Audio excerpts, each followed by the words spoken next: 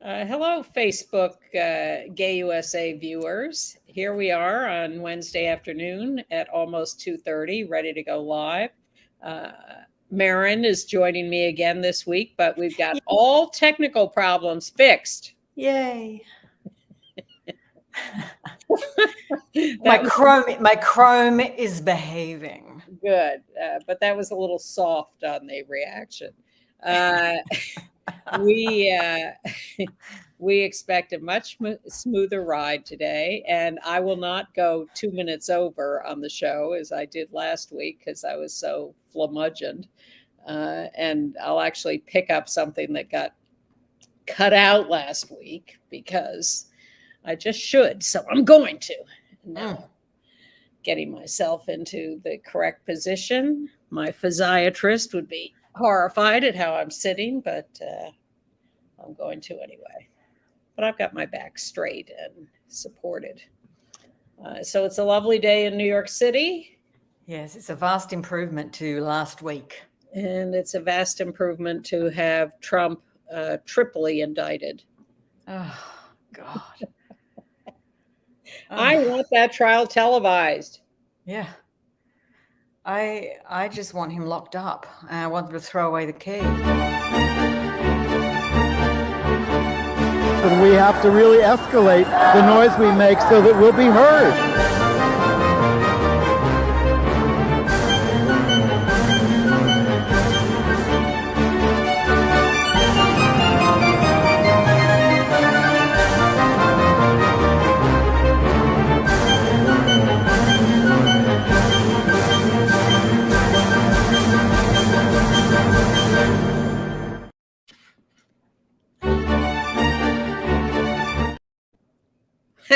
I thought our technical problems were fixed, but I guess we're just being nostalgic today. Yes, it's good, but it's probably not that good. I blame it on the full moon, which is Sturgeon in Aquarius. Yes. Stunning. Well, anyway, I'm Ann Northrup. I'm Marin Johns from Queer 40. And we are here to do Gay USA today. Andy Hum is still away. He will return next week. And we will have to say a temporary goodbye to Marin, but it's great to have you here, Marin. Thank you. Thank you. I'll be back in the fall, I hope. Oh, I'm counting on that. Won't make me nervous. At any rate, so this week, well, we'll give you the headlines in a second, but I have to say that with Trump's third indictment now, I've been desperately searching for the last 24 hours for some gay angle to that. So we could talk about it more on the show. But the fact is, just as human beings, we are all affected by him. And I've heard a lot of people say in the last 24 hours that some people say, oh, it's so sad that we're doing this and we shouldn't be celebrating. It's the indictment of a former president. And I say nonsense. The sad part was the last 7 years of having to deal with him. It's about time we got to celebrate. I am with you on that. He is not to be trusted. I'm with you on that. I just don't want him back in the race. That's the thing for me now. Well, good luck on that. But you had an observation. We were chatting yesterday about what actually we risk by having him still around that is specifically related to us. Yes, I feel that because he's so obviously not to be trusted, that he can really hold the reality and a bold-faced lie simultaneously. This is incredibly dangerous for our community because he will not stop. He will not stoop to using us as a scapegoat. And I do feel that he's a great appropriator. I think should he knock DeSantis out of the race, he'll just steal the DeSantis playbook and it'll be on. And we won't get off lightly at all. So that is my fear. That's why I just want him gone. I think that's true. I think he's doing it already. And I think he promised us in 2016 that he was going to be our best friend. And that went right out the window as he day after day after day did terrible things to us. So, yes, it is specifically dangerous for us. So maybe we should get on with the rest of the news because we'll have him to kick around for quite a while.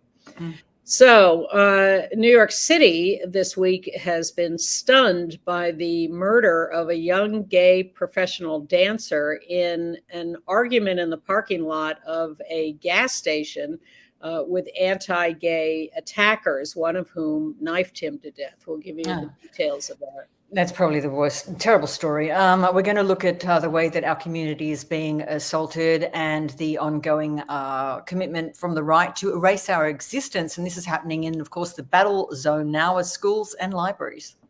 Yeah, it just escalates more and more every week. But judges in Arkansas and Montana have temporarily at least stopped implementation of a couple of really heinous anti-LGBTQ plus laws. And the increasingly heroic Governor Whitmer has signed laws making Michigan the 22nd state to outlaw conversion therapy for minors. Yeah, I do see her increasingly as heroic.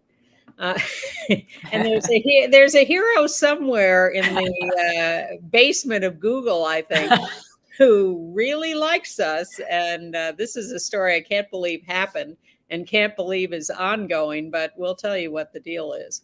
That's right. I want lesbians who tech to take notice. Somebody in Google likes us. Yeah. I'm going to do a little bit of yapping about the FIFA Women's World Cup, which is currently hosting 11 matches down under in my hometown of Sydney.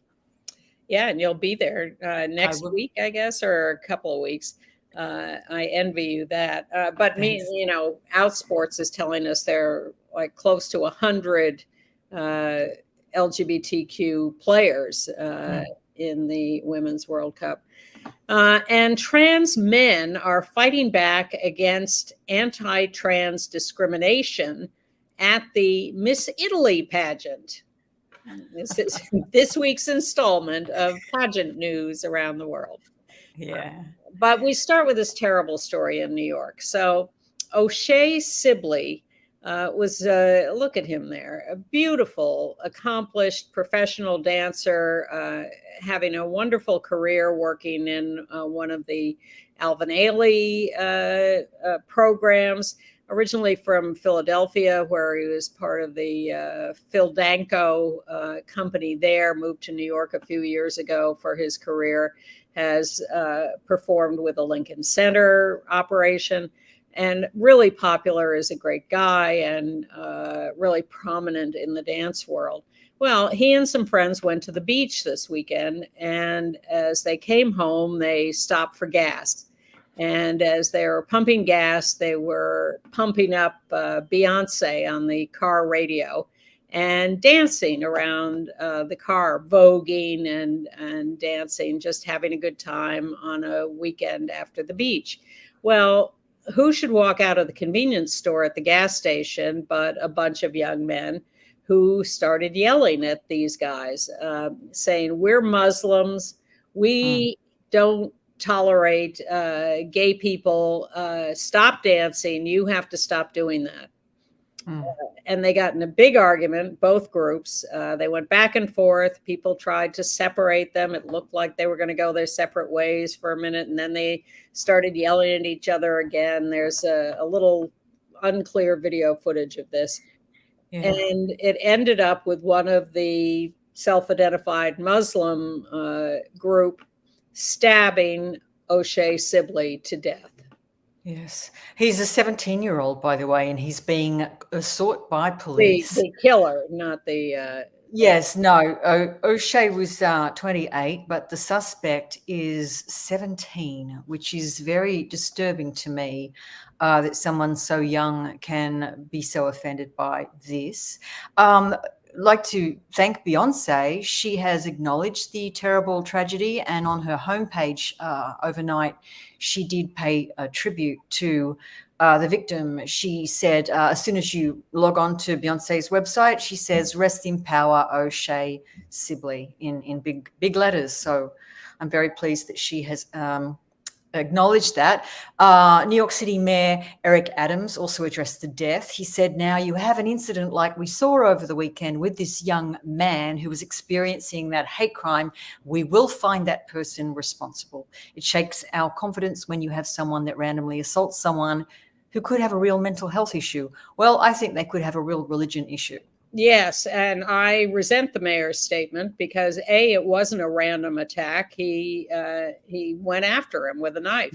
He wasn't just going up and down the street, and he wasn't a victim of a mental health issue either.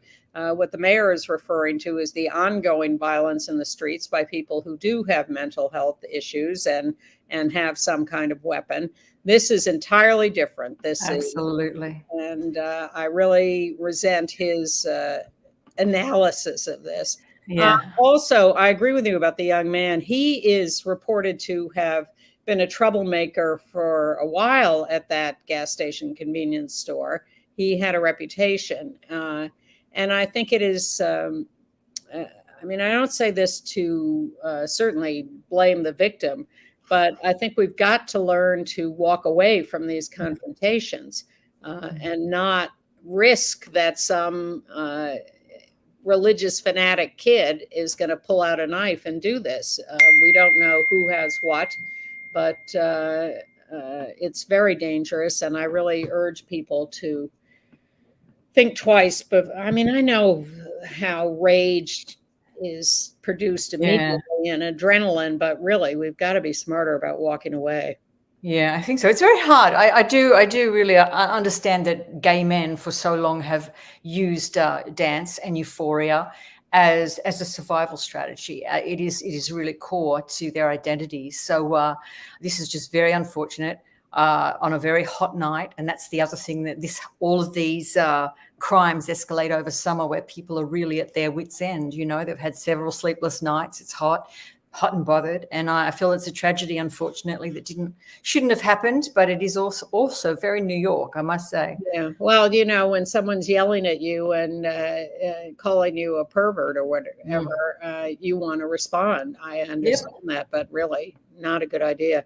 There is a community gathering planned for Friday, if you're seeing this before then, at 4 p.m. This Friday at 1935 Coney Island Avenue. I think that must be the, I'm going to guess that's the gas station, but I don't know that. Anyway, you can Google this. Community response Friday, this Friday, August 4th, 4 p.m., 1935 Coney Island Avenue in Brooklyn. All right. Moving on. This is, of course, is not the only violent story, but it has quite caught the imagination of New Yorkers and scared them, as if they didn't know this happened to LGBTQ people every day. But in New Hampshire, there's a gay male couple who own a chocolate shop and just run their own small local business. And a bunch of teenagers decided to target them and broke into their apartment above the chocolate shop and attacked them.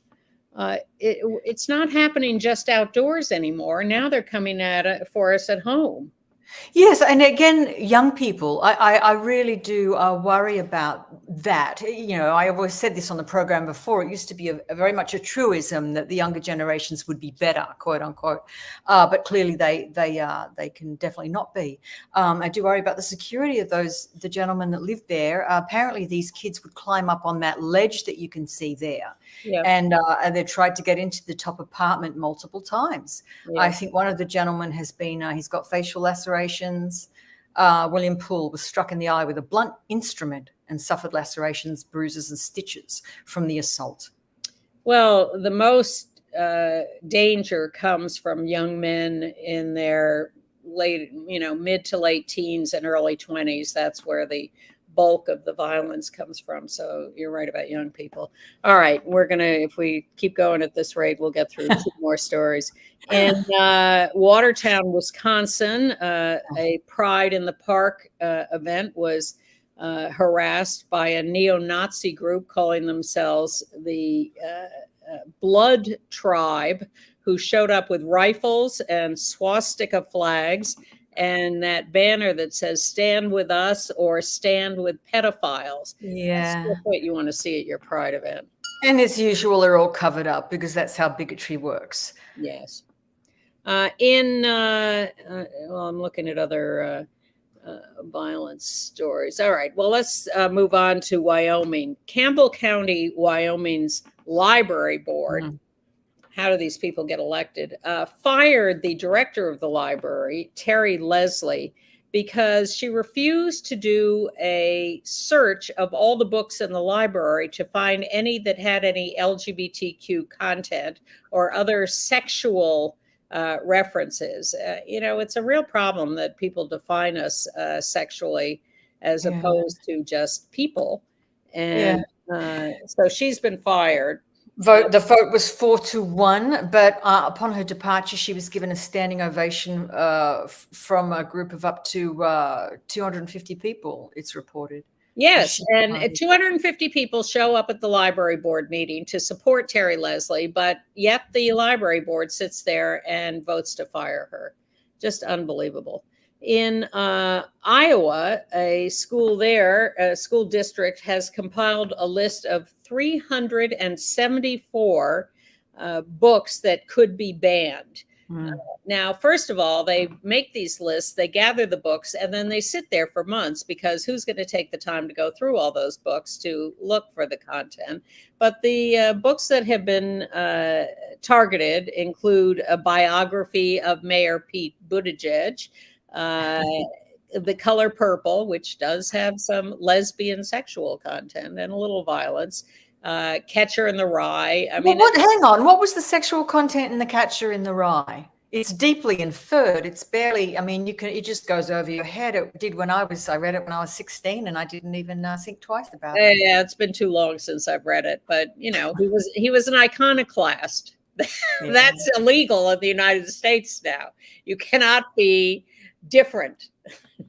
Do you know they've also got George Orwell's 1984 on this book list, and that does have sexual content. But I tell you what, I read that when I was, I think, 14. I have never forgotten it, and it's essential reading for anybody who wants to avoid this kind of crap, because that's what we're heading right into is 1984 territory. Exactly. We should have a reading list like that. 1984, The Handmaid's Tale. We could compile a whole list of warning books. All right. In Houston, 28 Houston schools are going to fire their librarians and turn their libraries into disciplinary centers because the kids are not, learning well enough. But this is basically to cut them off from any kind of information, any kind of other worldview. I'm telling you, it's an endless list of things like this.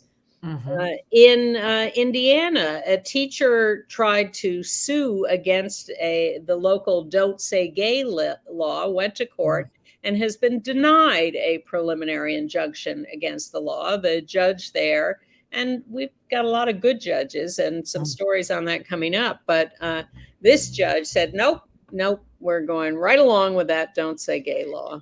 Yeah, I'm hoping the ACLU is representing this person. So this teacher, Kayla Smiley, is being represented. So I really hope that they keep pushing. Smiley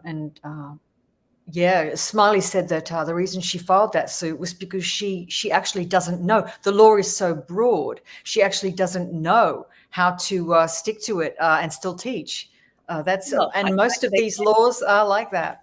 Well, it's very clear. Don't ever mention gay people, trans, non-binary, anything. Just do not. They're off the board. We do not exist anymore.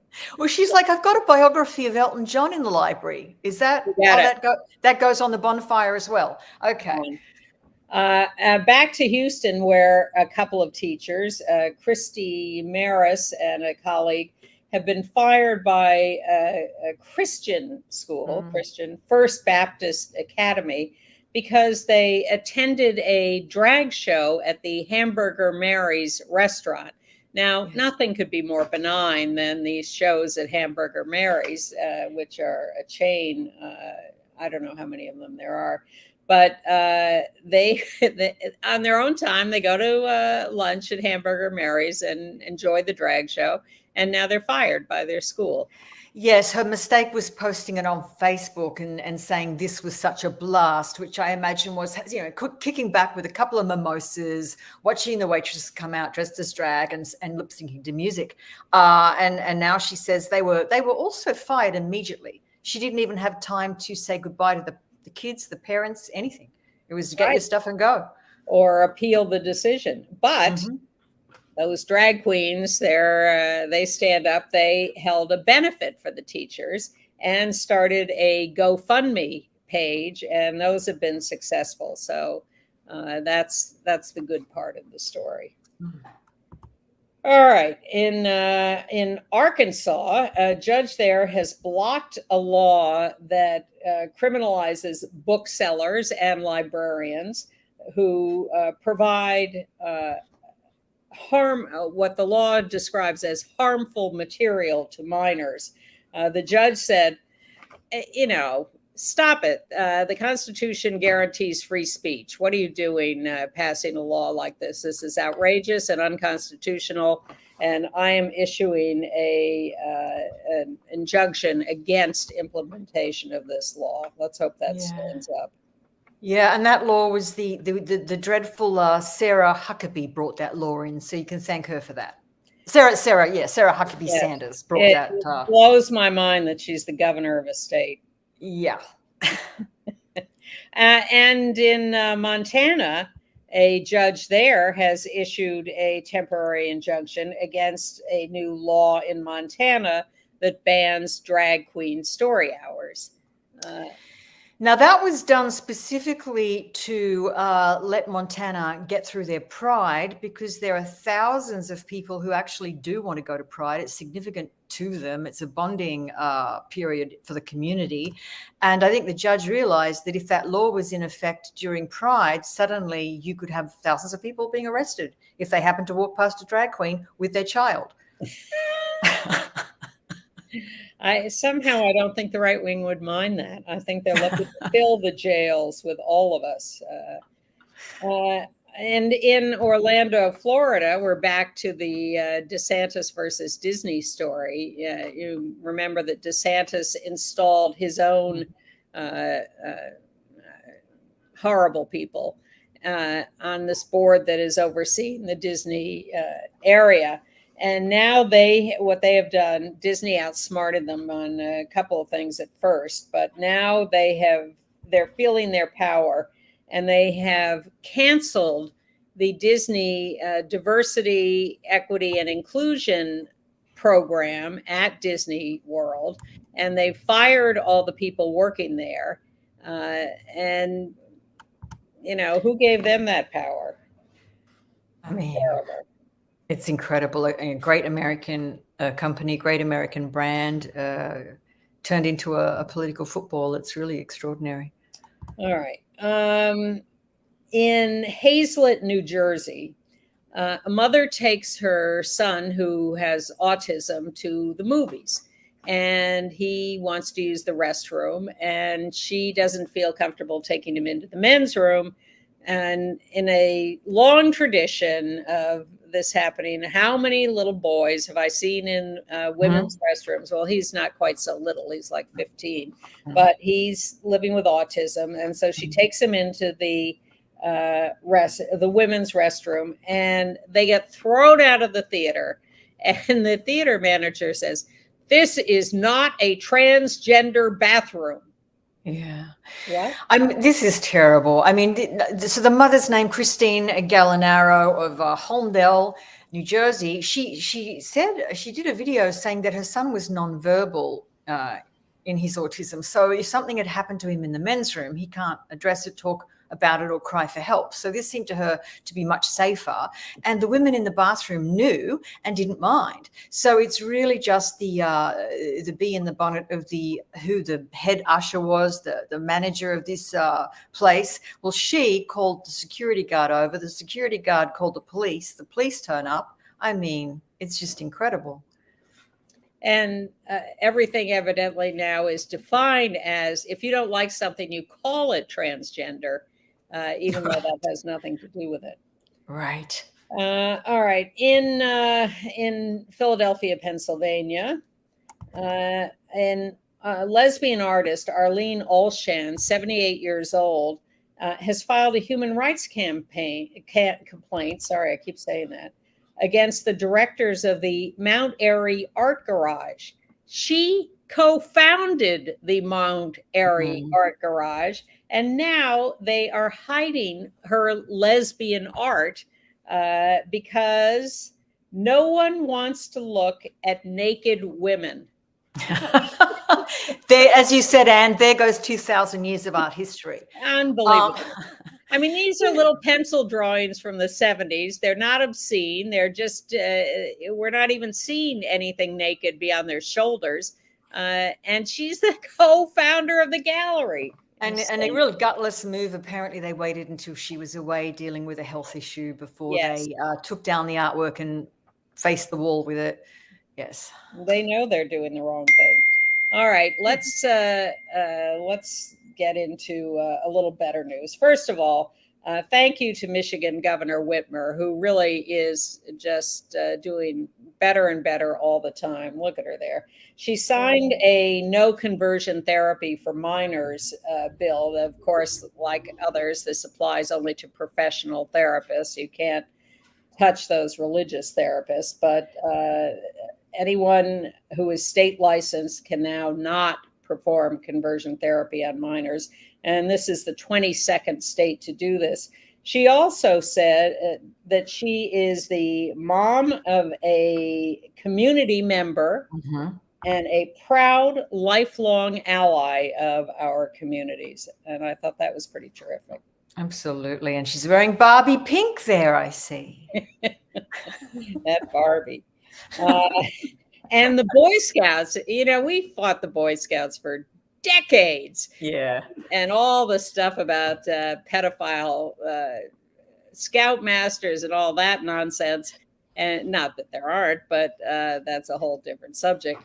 So now we've come so far with the Boy Scouts that the annual Boy Scout National Jamboree in Virginia now features affinity tents around the grounds. They have them on the basis of race and religion and gender, because now they have girls in the Boy Scouts. And this is the LGBTQ plus affinity tent.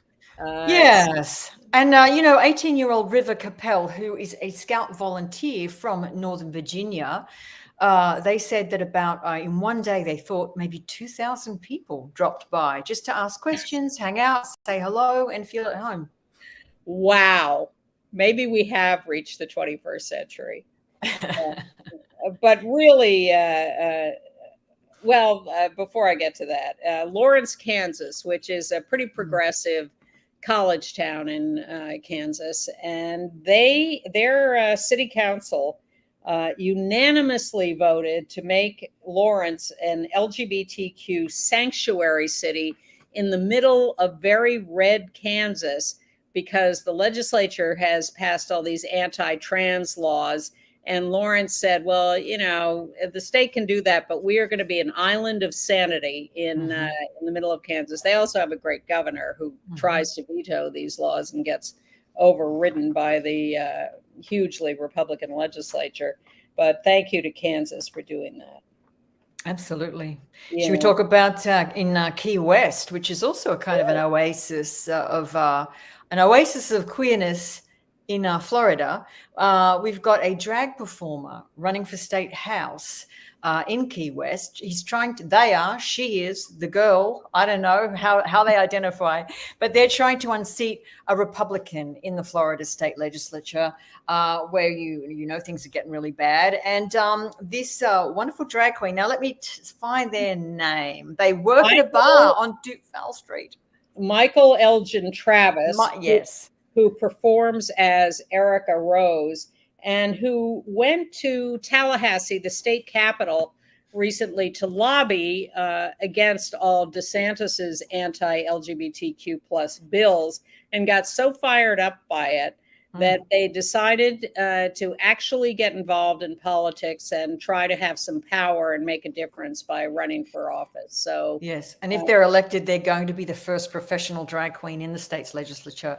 But I mean, what a busy person. They run a ghost tour down there. They're a bartender at the 801 Bourbon Bar, and they perform 2 nights a week in drag at a bar on Duval Street. So if you're down there, go and support. Yeah, you want something done? Ask a busy person. That's right. That's right. All right. In Detroit, there was a murder in 2018 of a trans woman, Kelly Stoff. We have a picture of her. And yeah, there she is. And finally, her murderer, Albert Weathers, who is an ex-pastor, more Christianity at work, has taken a plea deal for killing her in a fight over money. She evidently was a sex worker, and he was giving her a hard time about paying her, and then ended up killing her. Well, he is now going to be sentenced to 10 years in prison for that murder.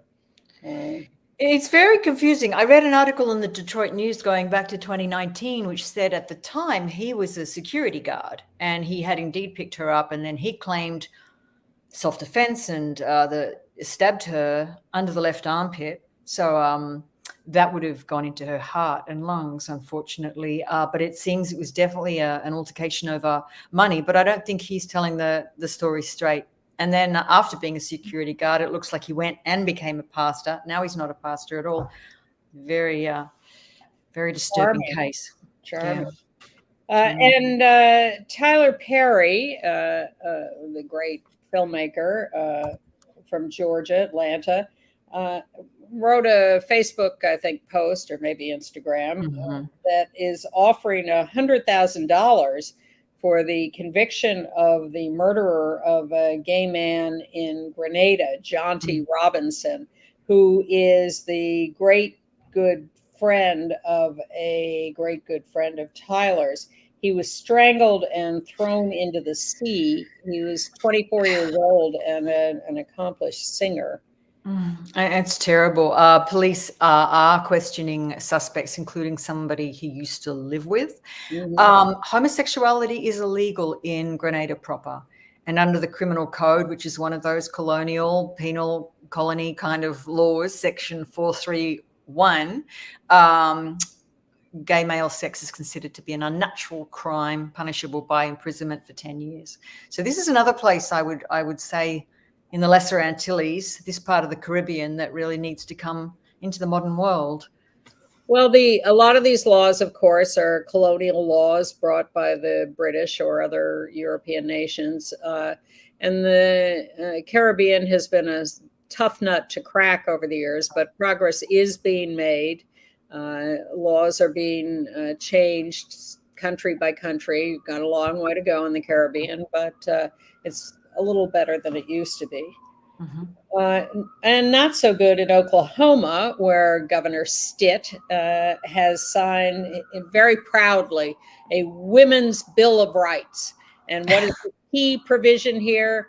People shall be defined by their sex assigned at birth. We will not, under any circumstances, recognize non-binary people, trans people. Forget it. They don't exist. Just another example of legal attempts at erasure, not appealing or attractive. Or correct, or real, or true. Exactly. Brittany Griner, who suffered so much in captivity in Russia, is taking a little break from her basketball career with the Phoenix Suns to improve her mental health. May have come back a little too fast, do you think? Oh, I think she would come back with PTSD. There is no doubt that it might even just be kicking in, now, what she's been through. Yeah. All right. A little, we started last week with all the sins of the Republicans in the federal government and then in the Congress, and they're still at it.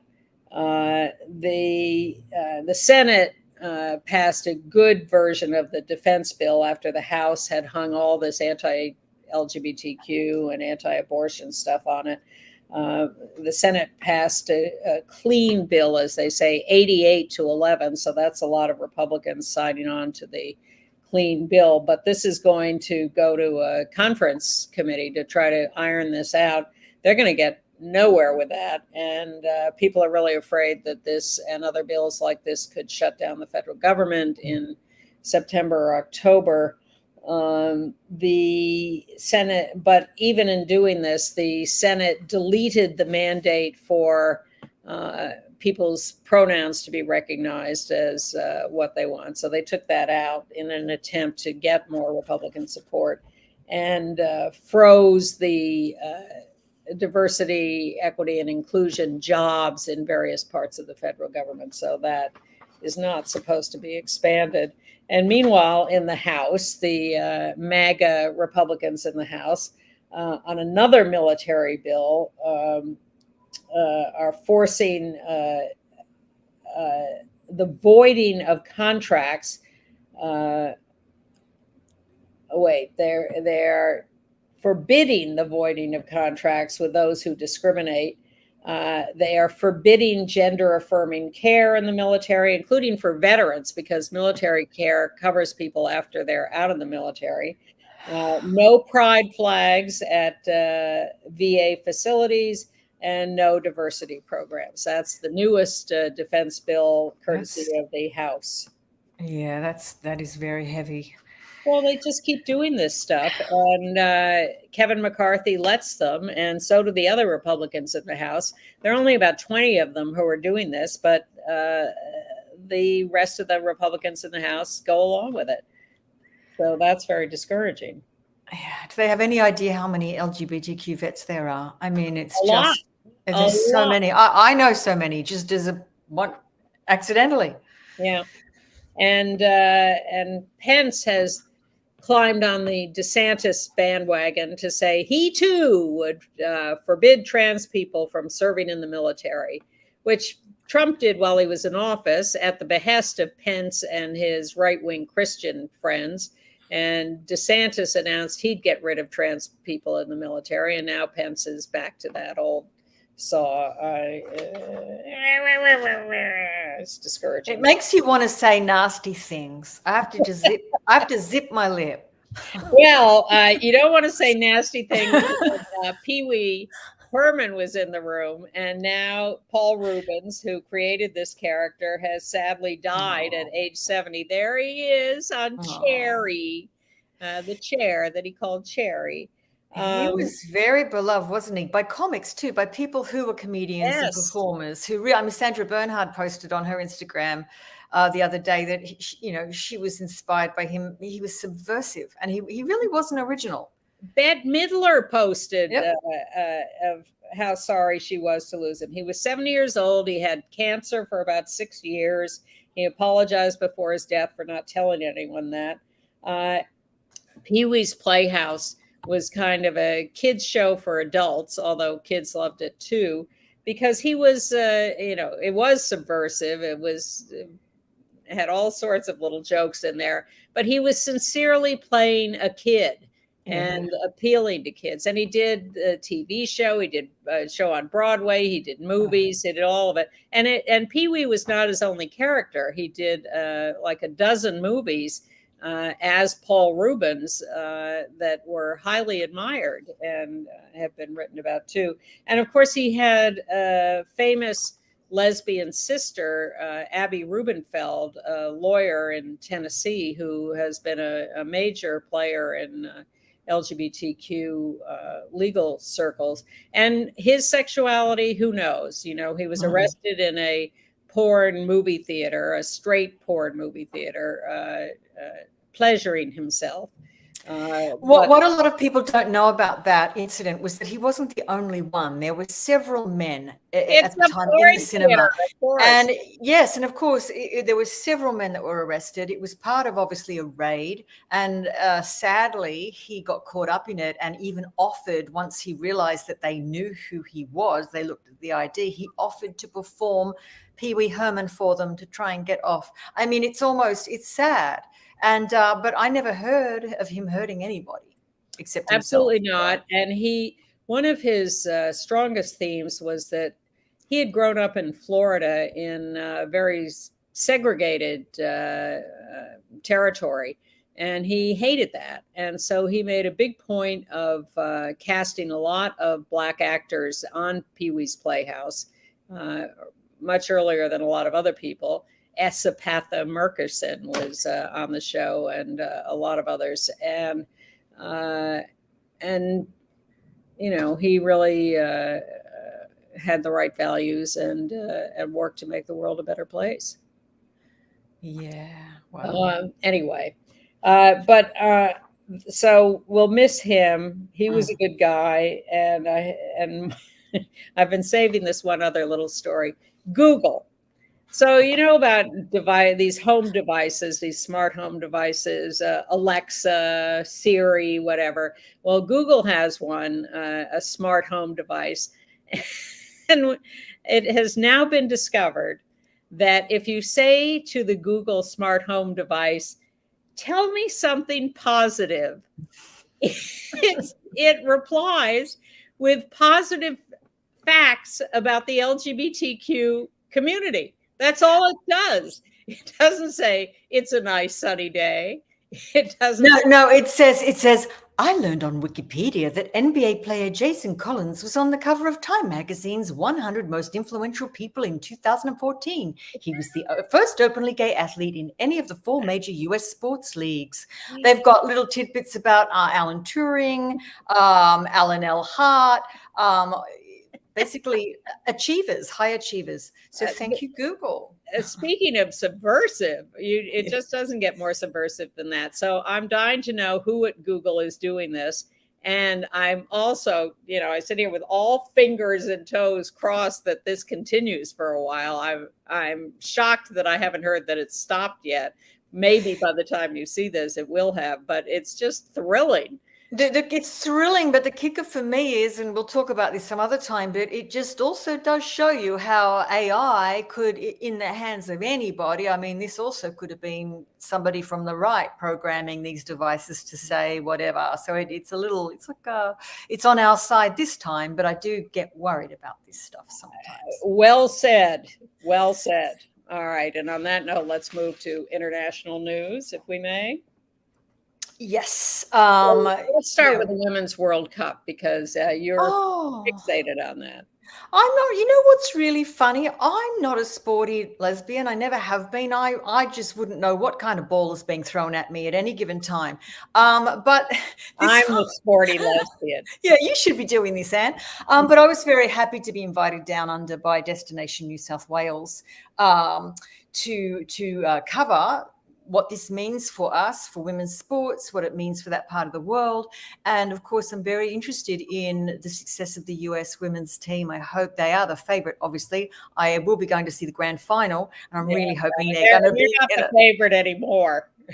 No, and I hope they turn that fortune around. But one of the wonderful things about this event is that outsports.com has been tracking the number of out women athletes, and there's 95 that are competing this year, which is a record. It's more than double last time this happened, and it's more than 13% of the entire 736 players. Of course, Megan Rapinoe is a hero to us because she's done so much to elevate this within the sport with her pride, genuine pride in her identity, and no hiding. Such leadership quality. It's what the hair is about for her. I think she in fact wants to draw attention to her difference, which is fabulous, and I think she's doing it in the right way. And I think she's trying to pull the entire U.S. team on her back at this point, but she is in her late 30s, and you can see it on her face, the strain on her face. That count of 95 includes a few non-binary players, including Quinn from Canada, who is there. Canada has been eliminated, so Quinn is not going to be playing anymore. but is looking terrific there. So yeah, I'm excited to hear about your adventures there. I am, and I'm so excited to see players from countries that aren't necessarily LGBTQ friendly as much as we are, like Brazil, that have more than a handful of players on their team. So it's terrific. Yeah, well, have a great time there. Thank you. We'll do another 15 minutes and then let you start packing. In worse news, in Malaysia, we have been telling you, the whole thing about the 1975 ban last week, who were spouting off about anti-gay stuff there. Well, 8 people in Kuala Lumpur were arrested this week for staging a pro-LGBTQ demonstration in a shopping mall.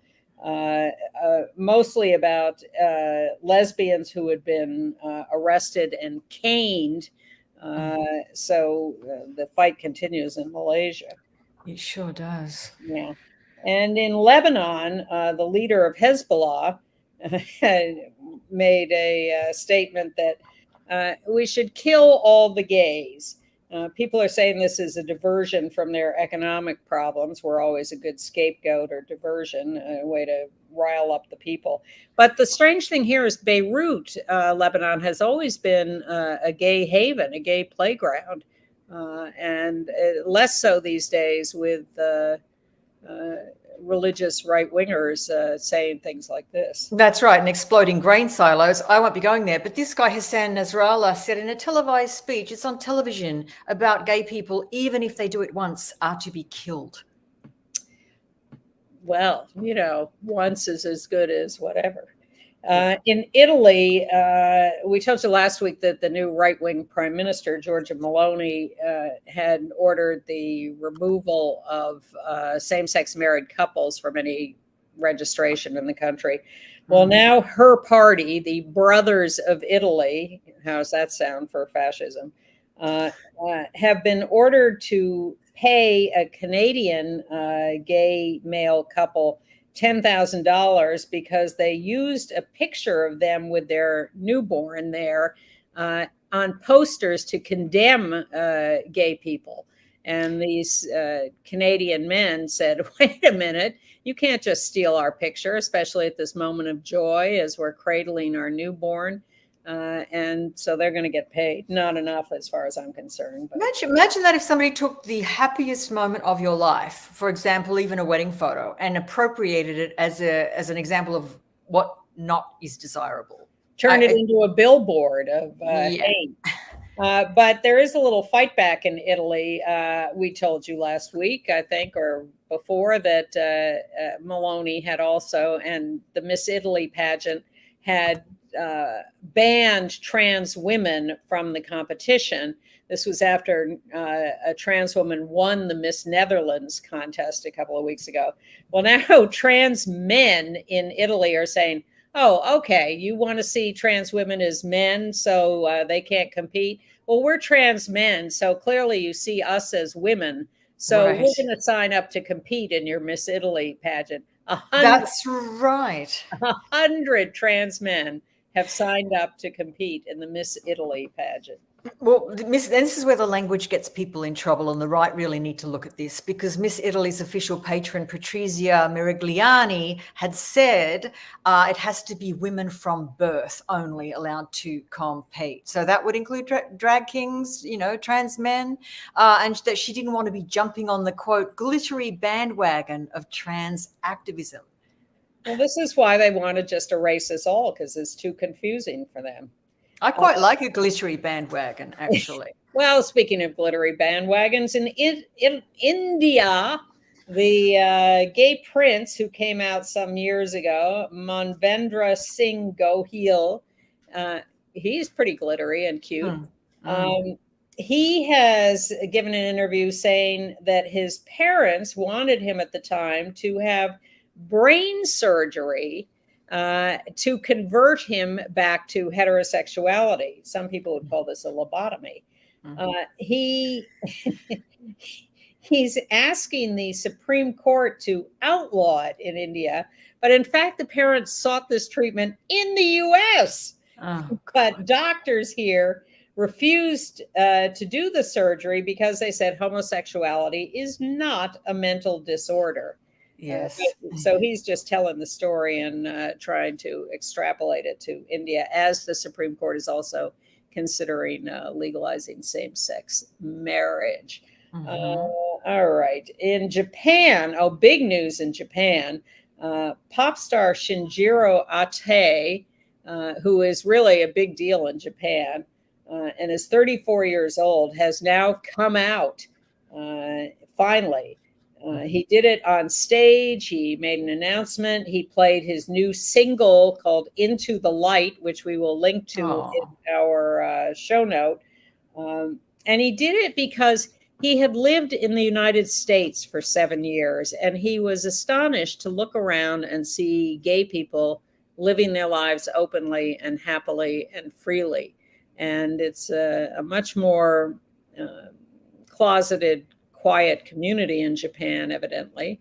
But when he got back there, he realized that he wanted that freedom. And so now at the age of 34, he has come out and says he doesn't want others to suffer the way he had. So he wants to be a role model for young people, that they can live freely and openly. And that is big news in Japan. Big news too, that his mother said she is 200% supportive. Yes, very nice. In the UK, in Liverpool, the Eurovision Song Contest was supposed to be held in Ukraine this year because they won Eurovision the year before. And that's what happens when you win, you host it the next year. But they couldn't. And so Liverpool hosted the Eurovision contest. And now they have turned their Pride Parade into a Ukraine Pride Parade. Isn't that lovely? Beautiful.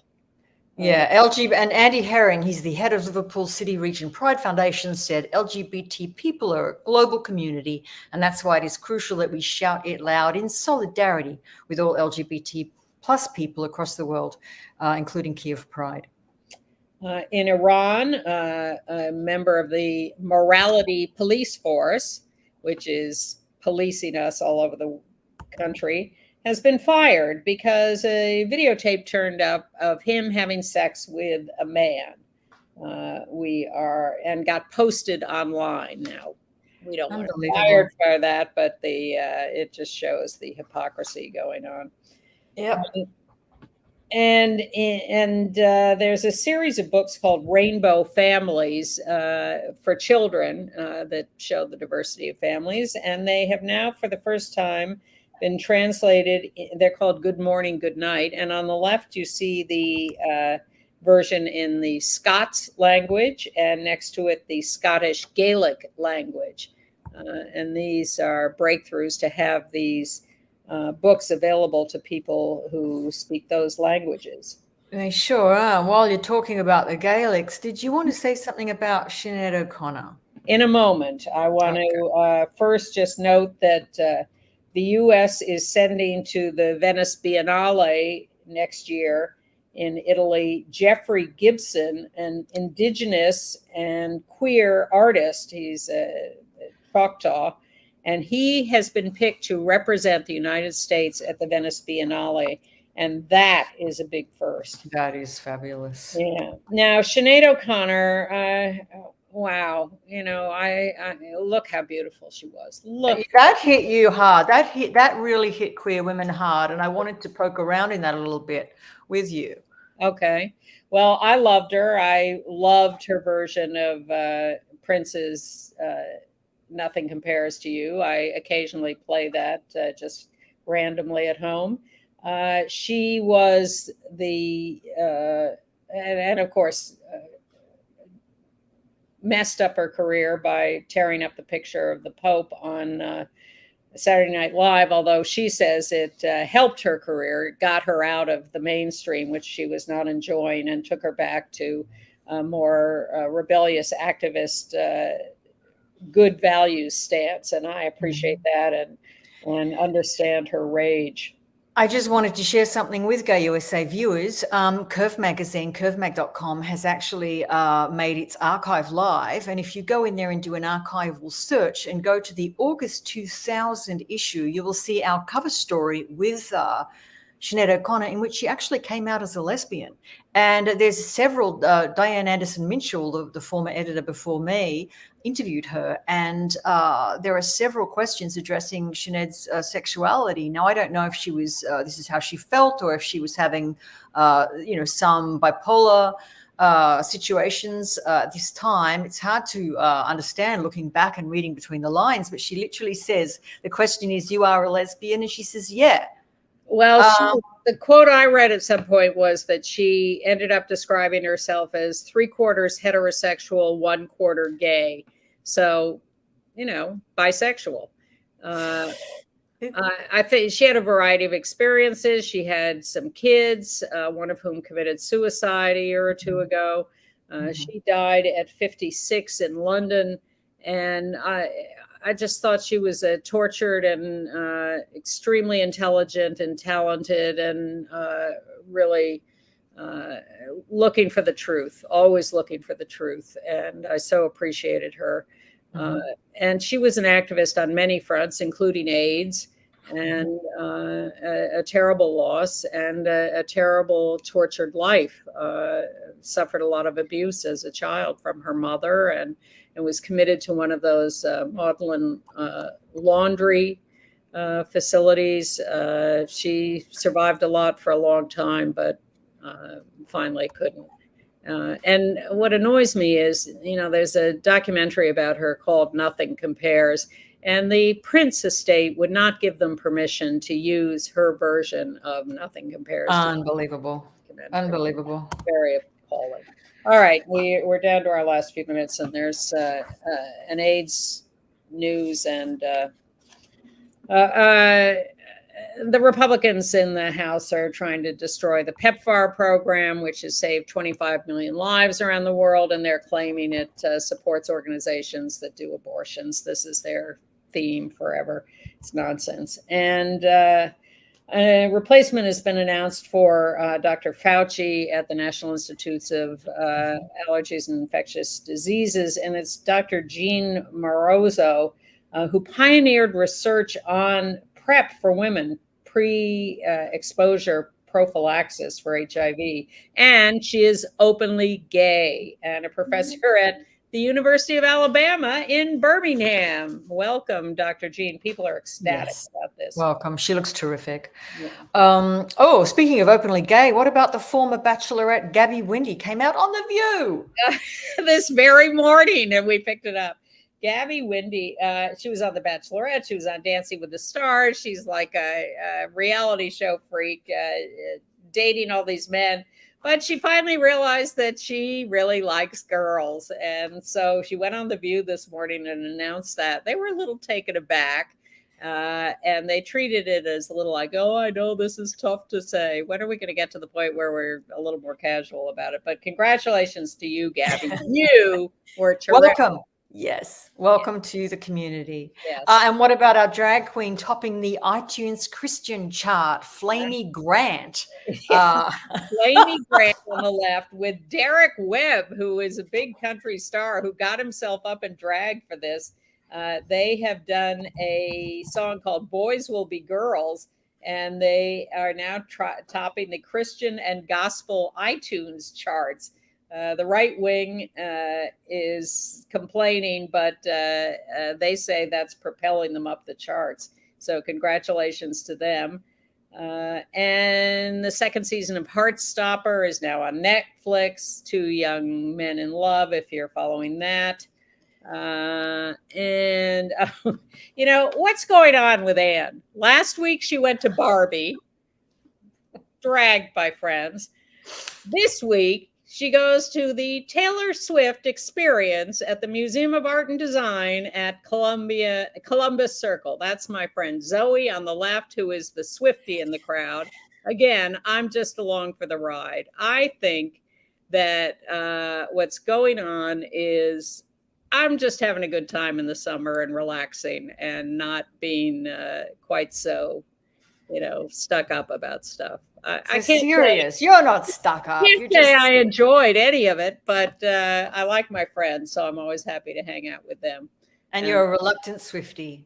I am not a Swiftie, but I do admire her, and I admire her spending $55 million for her as bonuses for her crew for this tour. Anyway, that is Gay USA for this week. Thank you, Maren, for being here for the last 2 weeks. Thank you. What do you want me to bring you back from Australia? Some Vegemite? No, thank you. See you next week with Andy.